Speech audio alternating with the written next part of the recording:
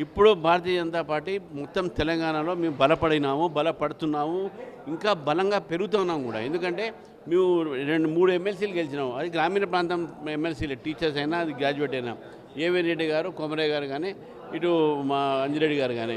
అదేవిధంగా మేము 8 ఎంపీలు గెలిచినాము. అన్నీ కూడా మా గ్రామీణ ప్రాంతంలోనే. మాకు 38% ఓట్లు వచ్చినాయి. అవి గ్రామీణ ప్రాంతంలో ఎక్కువ ఓట్లు వచ్చినాయి. అదేవిధంగా మాకు ఉన్నటువంటి మా కరీంనగర్ లాంటి ప్లేస్ మాకు బండిసింహ గారు గెలిచారు. నిజామాబాద్లో మనకి అరవింద్ గారు గెలిచారు. ట్రైబల్ ఏరియాలో మాకు నాగేష్ గారు గెలిచారు. కాబట్టి గెలిచినటువంటి సీట్లన్నీ కూడా మొత్తం అర్బన్ రూరల్ మిక్స్ అనేటువంటి ఒక దీంట్లో ఈరోజు భారతీయ జనతా పార్టీకు మంచి ఫలితాలు వస్తాయి నేను పూర్తిగా నమ్ముతున్నాను. రాజకీయాలు తెలంగాణలో పరిస్థితులు వేరే ఉన్నాయి.